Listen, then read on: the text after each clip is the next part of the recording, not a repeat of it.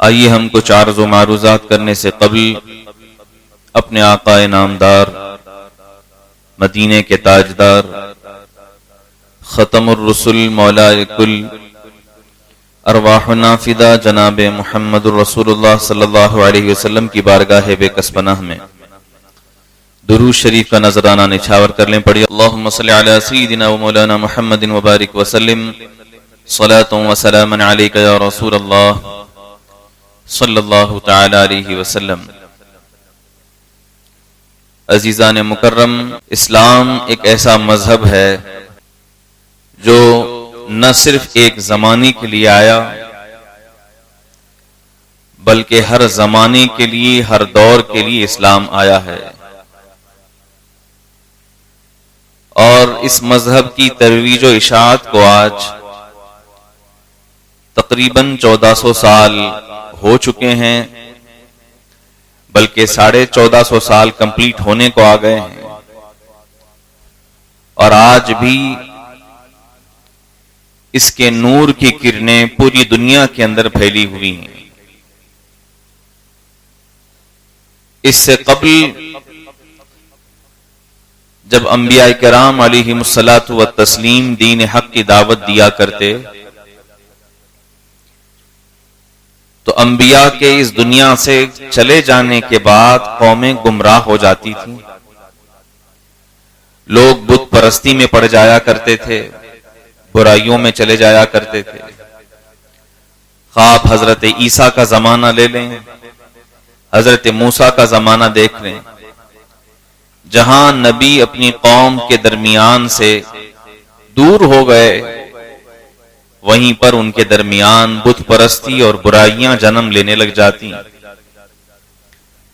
حتیٰ کہ یہاں تک تفسیر میں ملتا ہے کہ حضرت موسیٰ علیہ السلام صرف 40 دن کے لیے اپنی قوم کو چھوڑ کر گئے تھے، اور ان کی قوم بت پرستی کے اندر پڑ گئی تھی۔ ذرا آپ سوچیں اور غور کریں کہ بنی اسرائیل جیسی قوم محض 40 دن اپنے نبی کے نہ ہونے پر گمراہ ہو جاتی ہے، اور یہاں محمد الرسول اللہ صلی اللہ علیہ وسلم کی بات ہے تو 40 دن نہیں، 40 سال نہیں، 400 سال نہیں، 1400 سال ہو چکے ہیں، اس کے باوجود اب بھی اسلام پھیل رہا ہے اور لوگ ان کا کلمہ پڑھتے ہوئے نظر آ رہے ہیں۔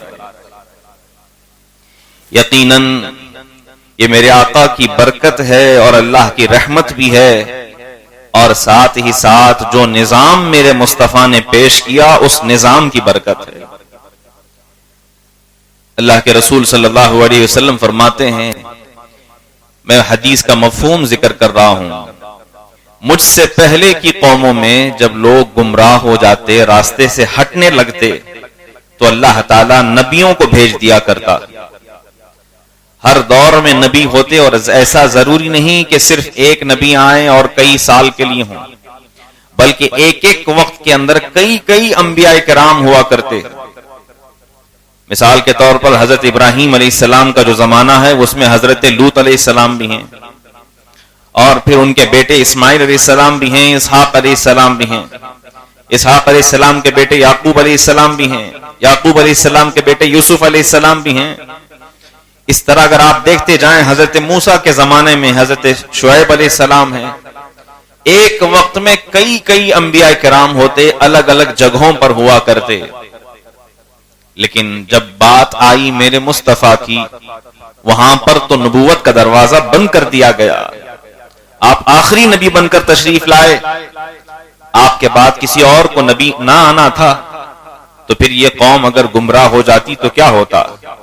اس لیے میرے مصطفیٰ فرماتے ہیں، میری جو امت ہے جب وہ کبھی گمراہ ہونے کے قریب ہوگی، میری امت میں میرے وارثین علماء آئیں گے جو اس دین کو بچائیں گے اور اہل سنت و جماعت کی طرف گامزن کریں گے۔ یہ مفہوم ذکر کر رہا ہوں، اہل سنت و جماعت کا لفظ اس لیے میں نے ذکر کیا کیونکہ یہی وہ فرقہ نہیں بلکہ یہی وہ حق جماعت ہے جس کے متعلق فرمایا گیا ہے کہ جو جنت میں بھی جائے گی اور قیامت کے دن رسول پاک صلی اللہ علیہ وسلم کی شفاعت جسے نصیب ہوگی۔ عزیزان مکرم، خاص طور سے میں ذکر کروں آج جو مجھے ذکر کرنا ہے وہ اللہ کے رسول صلی اللہ علیہ وسلم کی ایک حدیث پاک ہے۔ میرے آقا فرماتے ہیں ان اللہ یبعث لهذه الامه على رأس كل 100 سنة من يجدد لها دینها۔ اللہ کے رسول فرماتے ہیں میری اس امت پر اللہ تبارک و تعالی ہر 100 سال کے شروع میں ایک ایسا بندہ پیدا فرماتا ہے جو اس دین کو تجدید کر دیتا ہے، نیاپن پیدا کرتا ہے۔ نیاپن کا مطلب کیا ہے؟ کیا دین کو نیا ہونے کی ضرورت ہے؟ نہیں، دین تو اب بھی وہی میرے مصطفیٰ کا ہے، دین کے اندر نیاپن نہیں، بلکہ مطلب یہ ہے کہ جب کبھی دین کے اندر، اسلام کے اندر خرافات جنم لینے لگ جاتے ہیں، جس طرح بنی اسرائیل کے درمیان ہوا تھا، جب خرافات جنم لینے لگ جاتی ہیں، بدعات آ جاتی ہیں، خرافات آ جاتی ہیں، تو اللہ تعالیٰ کسی نہ کسی ایسے بندے کو پیدا کرتا ہے جو وارث نبی ہو کر نبی کی سنت پر چل کر لوگوں کو برائی سے بچاتا ہے اور صراط مستقیم کی طرف گامزن کرتا ہے۔ اور اگر آپ تاریخ دیکھیں گے تو آپ کو معلوم ہوگا پہلی صدی تو اللہ کے رسول صلی اللہ علیہ وسلم اور صحابہ کی صدی تھی، اس کے بعد جو دوسری صدی ہے جب بدعات اور خرافات نے جنم لیا، کون لوگ اس وقت تھے؟ اس وقت اللہ اکبر یزید کا دور تھا، یزید کے اولاد کا دور تھا، اور مروان بن حکم کا دور تھا۔ یہ وہ پہلا دور ہے کہ جب امت کے اندر الگ الگ فرقے جنم لے رہے تھے۔ ایک طرف خارجی نام کا فرقہ تھا جو یہ کہتا تھا کہ اگر کوئی بندہ گناہ کبیرہ کر لیتا ہے تو وہ کافر ہو جاتا ہے۔ ایک طرف حضرت علی کی شیدائی، جن کو وہ شیعان علی کہا کرتے تھے، انہوں نے جنم لیا، اور پھر وہ یہ کہنے لگے کہ جو اہل بیت کا گستاخ ہے وہ کافر اور مرتد ہے۔ اس طرح کے معتزلہ نام کا ایک فرقہ شروع ہوا، طرح طرح کے فرقے اس وقت جنم لے رہے تھے، حتیٰ کہ میں آپ کو بتاؤں، آپ حیرت کریں گے، تقریباً 33 سے 34 سال تک جتنی مسجدیں ان کے کنٹرول میں آتی تھی، مروانی خلفاء کے زیر تحت آتی تھیں، ان ساری مساجد کے اندر ہر جمعہ کے دن خطبے میں اہل بیت کو گالیاں دی جاتی، اہل بیت کے خلاف باتیں کی جاتی۔ کیوں؟ کیونکہ کربلا کا واقعہ تازہ تھا۔ اس کے بعد جیسے ہی یزید تخت پر بیٹھا تو جتنے لوگ تھے سب اس کے حمایتی بنتے ہوئے نظر آئے۔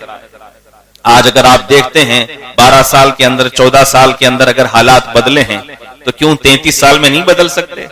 جب خلیفہ بدل جاتا ہے اور اس کی جو سوچ ہوتی ہے، فکر ہوتی ہے، اسی کے مطابق کئی لوگ ڈھلنے لگ جاتے ہیں۔ مسجدوں میں باقاعدہ ہر جمعہ کو اہل بیت کو گالیاں دی جاتی تھیں اور حضرت فاطمہ الزہرا کی شان میں گستاخیاں کی جاتی۔ 33 سال کا زمانہ، بڑے بڑے بزرگان دین اس وقت ہیں، لیکن کسی کے پاس اس لیول کی طاقت نہیں تھی کہ وہ خلیفہ کو جھنجھوڑ سکیں اور کہیں کہ یہ غلط ہے۔ پھر اللہ رب العزت نے اس صدی کے اندر تجدید کے لیے، دین کے اندر نیاپن پیدا کرنے کے لیے، ان خرافات کو ختم کرنے کے لیے ایک انسان کو پیدا فرمایا جسے آج دنیا حضرت عمر بن عبدالعزیز کے نام سے یاد کرتی ہے۔ حضرت عمر بن عبدالعزیز یہ اسلام کی دوسری صدی کے مجدد ہیں، صحابہ اور تابعین کے بعد آپ ہیں حضرت عمر بن عبدالعزیز۔ اور جب آپ نے خلافت سنبھالی، ذمہ داری سنبھالی، تو سب سے پہلا آرڈر جو آپ نے جاری کیا تھا وہ فرمایا تھا کہ ساری مسجدوں سے جو خطبے کے اندر اہل بیت کے خلاف باتیں کی جاتی ہیں اس کو بند کیا جانا چاہیے، اس کو بند کیا جانا چاہیے۔ بلکہ ہمارا اسلام ہمیں یہ سکھاتا ہے کہ صحابہ حضور کے گھر والے ہیں اور اہل بیت حضور کے گھر والے ہیں۔ ہم در والوں کی بھی عزت کرتے ہیں اور گھر والوں کی بھی عزت کرتے ہیں، اسی لیے تو ہم کو اہل سنت و جماعت کہا جاتا ہے کہ ہم صحابہ کی بھی عزت کرتے ہیں اور اہل بیت کی بھی عزت کرتے ہیں۔ لہذا وہاں سے وہ فتنہ ختم ہوا اور کئی اور فتنے آپ نے ختم فرمائے۔ دوسری صدی کے مجدد آپ ہیں۔ ہر 100 سال کے اندر اللہ رب العزت نے کسی نہ کسی کو پیدا فرمایا جو اس دین کو بچاتا رہا۔ پھر اس کے بعد علماء فرماتے ہیں تیسری صدی کے اندر حضرت امام شافعی رضی اللہ عنہ تشریف لائے، جنہوں نے وہ تجدیدی کارنامے انجام دیے کہ آج تک ان کے مسلک کو ماننے والے، ان کے مذہب کو ماننے والے پوری دنیا کے اندر موجود ہیں۔ اس کے بعد حضرت امام احمد بن حنبل رضی اللہ عنہ ہے۔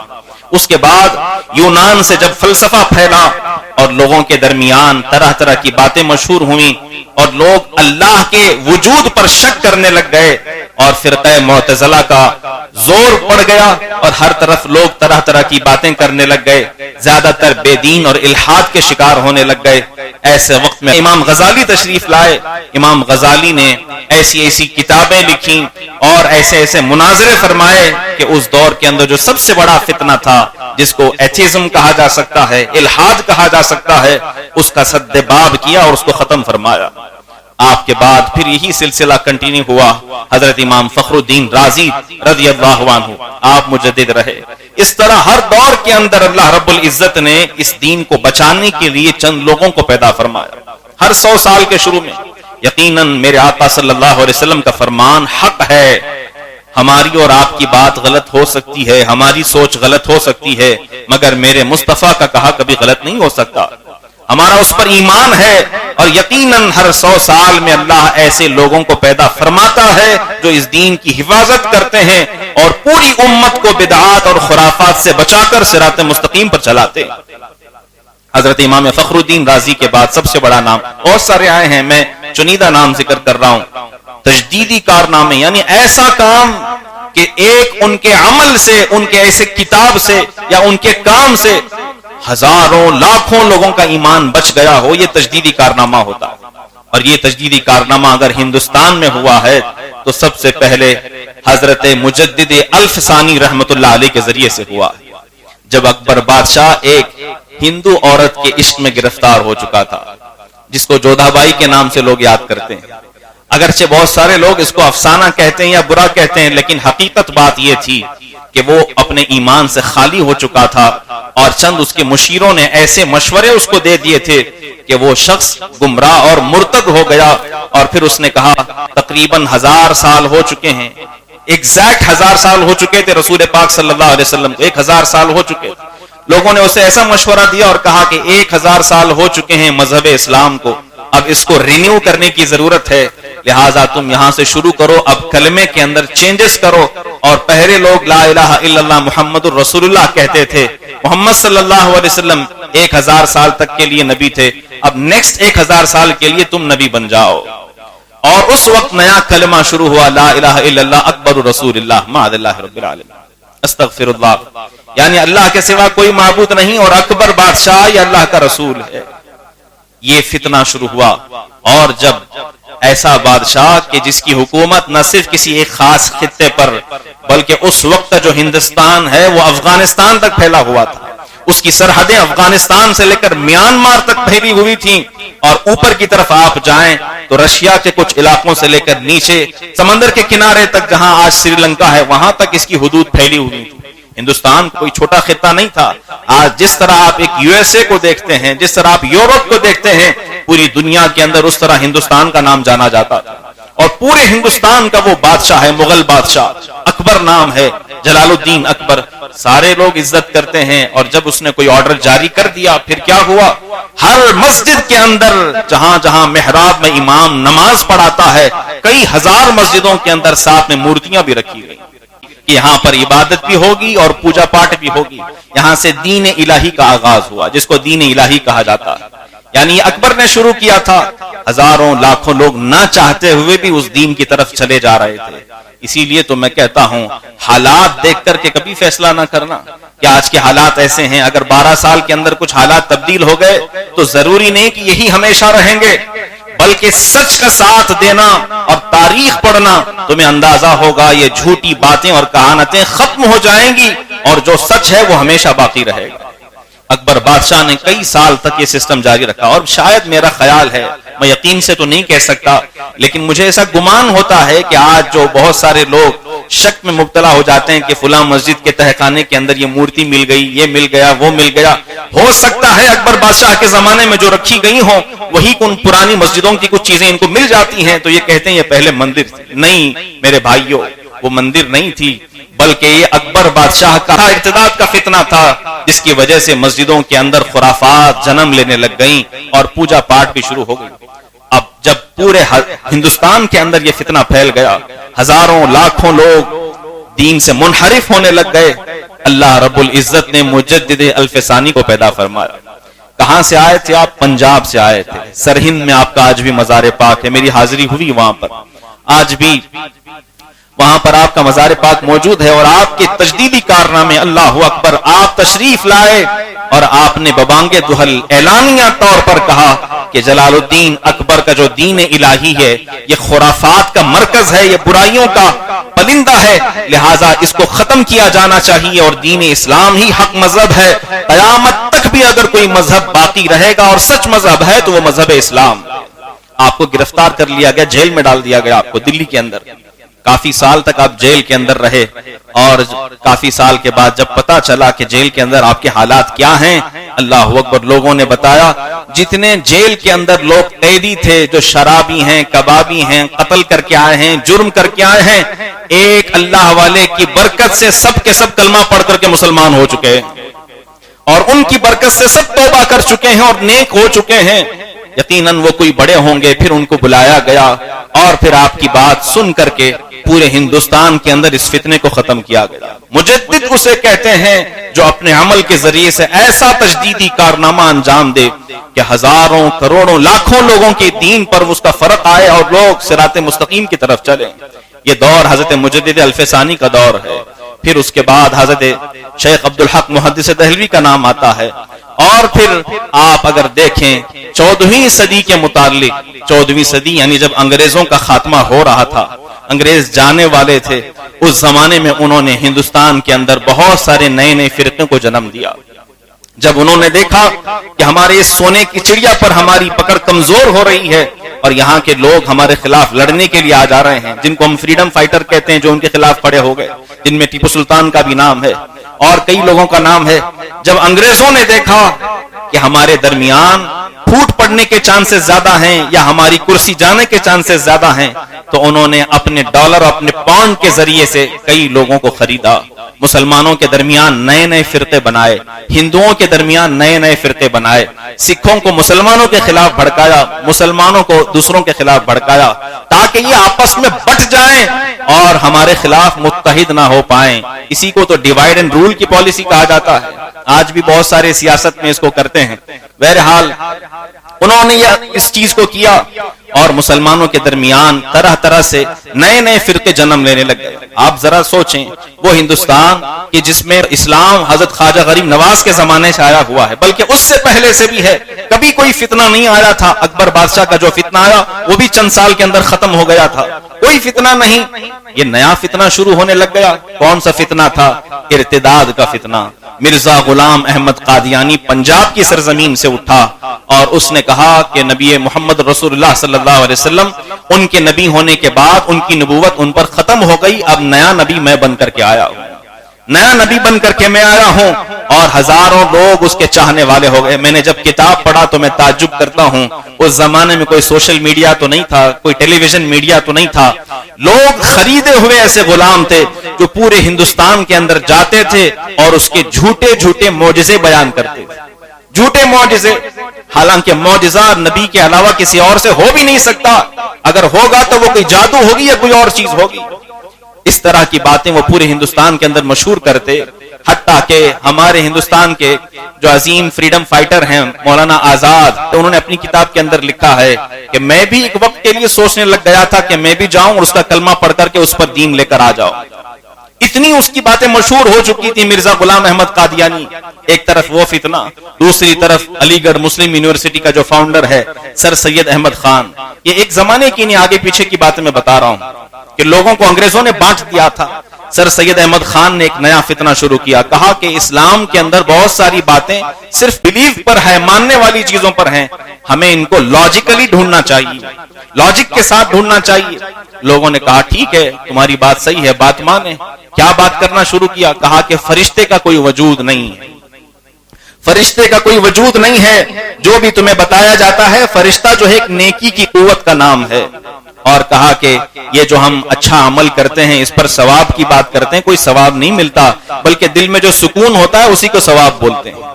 اور اگر برا کرتے ہو تو جو دل میں کھٹکا ہوتا ہے وہی عذاب ہے، کوئی جہنم کا وجود نہیں، کوئی جنت کا وجود نہیں۔ اس طرح کی اسلام کی بنیادی چیزیں جن پر اگر انسان ایمان نہ لائے تو وہ مومن ہی نہیں ہے، مومن ہی نہیں ہے۔ ان چیزوں پر لوگوں کو شک ڈالا گیا اور ایک مذہب شروع ہوا جس کو نیچریت کہا جاتا ہے۔ نیچریت کا نیچر کو ماننے لگ گئے وہ لوگ سر سید احمد خان کے دور میں، ایک طرف مرزا غلام احمد قادیانی، دوسری طرف نیچریت، تیسری طرف اسماعیل دہلوی کو کھڑا کیا گیا اور اس سے کہلوایا گیا کہ محمد الرسول اللہ صلی اللہ علیہ وسلم اپنی قبر کے اندر مر کر مٹی میں مل گئے ہیں۔ معاذ اللہ رب العالمین، قسم خدا کی آپ تاریخ پڑھ کر کے دیکھ لیں، 1400 سال کے اندر اسماعیل دہلوی سے پہلے کسی عالم نے رسول اللہ کے بارے میں اس طرح کے الفاظ نہیں لکھے، کسی عالم نے یہ نہیں کہا کہ حضور اپنی قبر کے اندر زندہ ہیں، نہیں ہے، معاذ اللہ رب العالمین۔ یہ پہلا شخص تھا جس نے اس بات کو شروع کیا، اللہ کے جھوٹ بولنے کے متعلق کتابوں کو لکھا اور ایسی ایسی باتیں شروع کی جو اب تک کسی نے سنی نہیں تھی۔ نیا فتنہ شروع ہو گیا اور ہزاروں لوگ اس طرف بھی جانے لگ گئے۔ اس طرح مسلمانوں کے درمیان فرقہ وارانہ چیزیں بڑھتی گئیں اور لوگ بڑھتے چلے گئے۔ یہ دور میں اللہ رب العزت نے اگر کسی کو دین کی ذمہ داری عطا فرما کر کے پھر پیدا فرمایا تو آج دنیا اسے امام عشق و محبت امام اعلی حضرت کے نام سے یاد کرتی ہے۔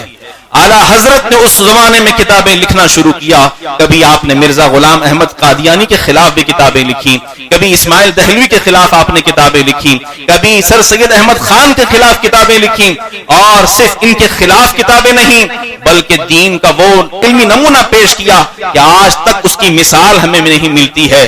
اور آپ نے تنے تنہا تقریباً 1000 کتابیں امت مسلمہ کے لیے لکھ چھوڑی، تقریباً 1000 کتابیں۔ کوئی آسان بات ہے؟ آج پڑھنے والے شاید نہیں ہیں۔ فریکشنل نیومرل میتھس کے اوپر آپ نے کتابیں لکھی، مد و جزر پر آپ نے کتابیں لکھی ہیں، سمندر کے اندر جو مد و جزر ہوتی ہیں، ہماری آوازیں جو ختم نہیں ہوتی اس پر آپ نے لکھا ہے، اور قرطاس و دراہم کے اوپر آپ نے کتابیں لکھی ہیں، اور ماڈرن ٹیکنالوجی پر آپ نے بات کیا ہے کہ الگوریدم پر آپ نے بات کیا ہے، الجبرا پر بات کیا ہے، علم توقیت پر بات کیا ہے۔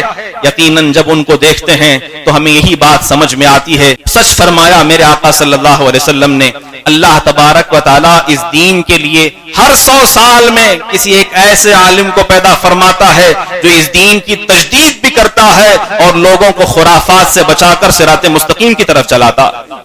آخری بات ذکر کر کے اپنی بات میں مکمل کروں۔ آج کل آپ ایک نیا فتنہ دیکھ رہے ہیں، یہ نیا نہیں پرانا ہے، تفضیلیت کا فتنہ۔ تفضیلیت کا مطلب کیا ہے کہ جس کے اندر حضرت علی کی شان کے بارے میں بات کیا جاتا ہے کہ کون بڑے ہیں، حضرت ابو بکر بڑے ہیں، حضرت علی کا پہلا نمبر کہ ان کا پہلا نمبر، ان کا پہلا نمبر۔ یہ مغل بادشاہوں کے زمانے سے چلا تھا۔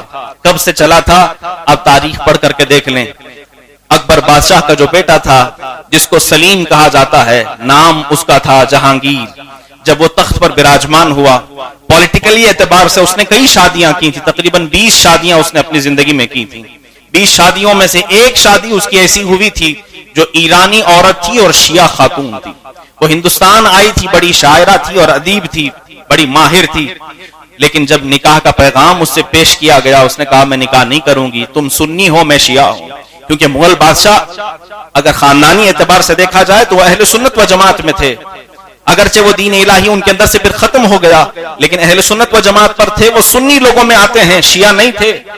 جب یہ عورت آئی نور جہاں جس کو کہا جاتا ہے، جب اس کو نکاح کا پیغام بھیجا گیا اس نے کہا میں نکاح نہیں کروں گی، تم سنی ہو میں شیعہ ہوں، اور اس نے شہر افغان نام کے ایک بنگال کے صوبے کا جو ایک کمانڈر تھا اس سے نکاح کر لیا جو کہ ایرانی شیعہ تھا۔ 2 سال تک تقریباً نکاح کا پیغام آتا رہا، پھر شہر افغان ہلاک ہو گیا۔ پھر دوبارہ نکاح کا پیغام جب آیا تو اس نے باقاعدہ استفتاء کیا ایران کی طرف اور اپنے مولویوں سے پوچھا کہ بادشاہ جلال الدین اکبر کا بیٹا مجھے نکاح کا پیغام بھیجتا ہے، میں کیا کروں؟ وہاں کے مولویوں نے فتویٰ دیا اور کہا کہ تم جاؤ نکاح کر لو، جب تم اس کے نکاح میں آ جاؤ گی پورے ہندوستان کا کنٹرول تمہارے ہاتھ میں آ جائے گا، اگرچہ تم شیعہ ہو لیکن نکاح کر لو۔ نکاح کر لیا اس نے، اور اس کے بعد دھیرے دھیرے اثر و رسوخ میں اتنا آگے بڑھ گئی کہ باقی 19 بیویوں کی کوئی سنی نہیں جاتی تھی، نور جہاں کا سکہ چلتا تھا، حتیٰ کہ پورے ہندوستان کے اندر الگ الگ صوبوں پر الگ الگ جگہوں پر جو مین پوائنٹس تھے، جگہ تھے، وہاں پر اس نے اپنے چاہنے والے اور اپنے وہ لوگ جو ایرانی نواز شیعہ ہیں جو صحابہ کرام کے خلاف باتیں کیا کرتے تھے ان کو بٹھانا شروع کر دیا. میں مثال کے طور پر آپ کو بتاؤں, اس زمانے میں جو بادشاہ کے جو لوگ تھے جن کو آپ منسٹرز کہہ سکتے ہیں, وزیر کہہ سکتے ہیں, وہ جو بیٹھے ان لوگوں نے اس طرح کا برا فتنہ شروع کیا کہ ہمارے دور کے اندر ہمارے درمیان یہ تفضیلیت کا فتنہ شروع ہوا اور لوگ یہ پنجے منانے لگ گئے. حتیٰ کہ اگر آپ دیکھیں لکھنؤ آپ جائیں گے, جو وہاں کے نواب گزرے ہیں, آصف الدولہ ہے, شجاع الدولہ ہے, الگ الگ نواب ہیں, یہ کون تھے, ان کا کیا تعلق تھا ان کے ساتھ, مغل بادشاہوں کے ساتھ؟ نور جہاں نے ان کو وہاں تعینات کیا تھا. یہ ایران سے آئے ہوئے وہ مولوی لوگ تھے جو شیعہ خیالات کے تھے, اور وہاں بیٹھ کر کے انہوں نے تفضیلی اور دیگر ان کے فتنوں کو شروع کیا اور لوگوں کے اندر اہل سنت و جماعت کی عقیدوں کو ختم کرنے کی کوشش کی. آج بھی آپ دیکھیں جو ان کا بڑا امام باڑہ ہے, چھوٹا امام باڑہ ہے, وہاں پر بڑے بڑے تعزیے رکھے ہوئے ہیں کہ بڑے بڑے امام باڑے بنا کر کے رکھ دیے. اسی طرح آپ چلے جائیں کرناٹک کے صوبے کے اندر, آپ گلبرگہ چلے جائیں, بیجاپور چلے جائیں, آپ کو نوابوں کے نام آئیں گے. اسی طرح آپ کے قریب شہروں میں اگر سونور میں چلے جائیں وہاں بھی نوابوں کے نام آئیں گے. حیدرآباد کی طرف چلے جائیں وہاں بھی نوابوں کے نام آئیں گے. اور یہ جتنے بھی نواب ہیں ان میں سے اکثر آپ کو شیعہ نظر آئیں گے, اکثر شیعہ نظر آئیں گے. یہاں سے شیعت کا فتنہ شروع ہوا, ہمارے درمیان لوگ باتیں کرنے لگ گئے. آخری بات ذکر کروں, وہاں سے قاضی ایران سے بلایا تھا جس کا نام تھا قاضی نور اللہ شوشتری. یہ ایسا عالم تھا جس کو ایران میں لوگ اپنے پلکوں پہ بٹھایا کرتے تھے, بڑی عزت کیا کرتے تھے, بڑا احترام کیا کرتے تھے. نور جہاں نے وہاں سے بلوایا, ایران سے بلوایا اور کہا کہ ہندوستان میں تمہاری ضرورت ہے. ہندوستان میں آیا, اس کے فالوورز بھی بڑھ گئے, کافی لوگ چاہنے والے ہو گئے اور کافی دور دراز تک اس کا معاملہ پھیل گیا. پھر اس نے ایک دن ایک سٹیٹمنٹ دیا جس پر پورے ہندوستان کے مسلمان آگ بگولا ہو گئے. اور اس وقت بھی اہل سنت و جماعت کی تعداد زیادہ تھی, آج بھی الحمدللہ سنیوں کی تعداد زیادہ ہے, شیعوں کی تعداد کم ہے. پھیل گئی بات. کیا کہا قاضی نور اللہ شوشتری نے؟ فارسی کے اندر اپنا لفظ کہا کہ میں اپنی زندگی سے میں بیزار ہوں کیونکہ میری عمر میں حضرت عمر کا نام آتا ہے. اللہ ہو, وہ لوگ حضرت عمر سے نفرت کرتے ہیں, حضرت عمر کا نام عمر میں آتا ہے, کہا مجھے اپنی زندگی سے نفرت ہے کیونکہ اس میں عمر کا نام آتا ہے. پورے ہندوستان کے اندر احتجاج ہوا, علماء کرام سڑکوں پر نکل آئے, عوام اہل سنت سڑکوں پہ نکل آئی. بات بادشاہ تک پہنچی. جہانگیر نے اپنے دربار میں طلب کیا اور کہا خبردار, تو نے امیر المؤمنین حضرت عمر بن خطاب رضی اللہ عنہ کے بارے میں بات کی, ان کی گستاخی کی, لہٰذا یہ کبھی برداشت نہیں ہوگا, میں تمہیں قتل کر دیتا ہوں. تلوار لی اور آگے بڑھا. اندر پردے سے باہر نور جہاں آ گئی اور اس نے کہا بادشاہ سلامت, میری خاطر سے معاف کر دے. اس سے یقیناً ضرور غلطی ہو گئی ہے لیکن میں معافی مانگنے کے لیے تیار ہوں. جانتے ہیں اس وقت جہانگیر اگرچہ عیاش ہو, اگرچہ وہ جیسا بھی بادشاہ ہو, لیکن اس نے ایک ایسا مضبوط شعر کہا تھا اور ایسا بہترین جواب دیا تھا جو آج ہمارے ایمان کو تازہ کرنے کے لیے کافی ہے. اس نے کہا جان من ترا من جان دادم ایمان نہ دادم. کہا کہ اے جان من تو میری جان ہے, تجھے میں نے اپنی جان دے دیا ہے, اپنا ایمان نہیں دیا ہے. اور کہا اے نور جہاں تو جان من ہستی و عمر ایمان من ہست, تو میری جان ہے, میں تیری عزت کرتا ہوں, تو میری محبت ہے, لیکن جب بات عمر کی آ جائے گی تو عمر میرا ایمان ہے, میں اس پر برداشت نہیں کروں گا. لہذا اسی وقت تلوار کھینچا اور قتل کر دیا, اس کی زبان کھینچ لی گئی اور پورے ہندوستان کے اندر سناٹا چھا گیا کہ آج کے بعد اگر کوئی تفضیلی بات کرے گا, حضرت عمر کے خلاف یا صحابہ کے خلاف بات کرے گا تو اس کا یہی حال کیا جائے گا. اعلیٰ حضرت کو یہ دور ملا ہے, حالانکہ تقریباً کئی سال کا فاصلہ ہے, لیکن اعلیٰ حضرت نے اس پر کتابیں لکھی. تقریباً 6 کتابیں آپ نے شیعوں کے خلاف لکھی اور ان کی کمر توڑ کر کے رکھ دی. اگر آج ہم ان کی کتابوں کا مطالعہ کریں گے تو ہمارے نوجوان کبھی ان برائیوں کی طرف نہ جائیں گے, علماء سے سوالات نہیں کریں گے کہ علی دا پہلا نمبر, کہ حضرت ابوبکر کا پہلا نمبر, کس کا نمبر پہلے ہے. جب ہم اپنے عقائد کے اندر مضبوط ہو جائیں گے جو ہمارے اسلاف نے ہمیں دیا ہے تو یقیناً ہم صراط مستقیم پر چلیں گے. آخری بات اور یہی میرا پیغام آپ سب کو ہے, لہذا اعلیٰ حضرت کے بارے میں ان کے نعرے لگانے سے پہلے ان کی زندگی کو پڑھ کر کے دیکھو, ان کی کتابیں پڑھ کر کے دیکھو. صرف ان کی زندگی کا ایک رخ نہیں ہے کہ انہوں نے وہابیوں کو چیلنج کیا تھا, بلکہ اس زمانے میں جتنے فرقے جنم لیے ہیں سب کے خلاف آپ نے کام کیا ہے, اور قیامت تک کے لیے امت مسلمہ کے لیے شریعت کا ایک انسائکلوپیڈیا جس کو فتاوی رضویہ کے نام سے جانا جاتا ہے وہ دے دیا ہے. رہتی دنیا تک ہزاروں مسئلے لوگ اس سے سیکھتے رہیں گے اور اپنی زندگی کے اندر فائدہ اٹھاتے رہیں گے. اللہ تعالیٰ سے دعا ہے اللہ میں کہنے سننے سے زیادہ عمل کرنے کی توفیق رفیق عطا فرمائے. ہم تمام کو ایمان اور سنیت پر قائم و دائم رکھے, اسی پر ہم سب کا خاتمہ بالخیر فرمائے. وآخر دعوانا ان الحمد للہ رب العالمین.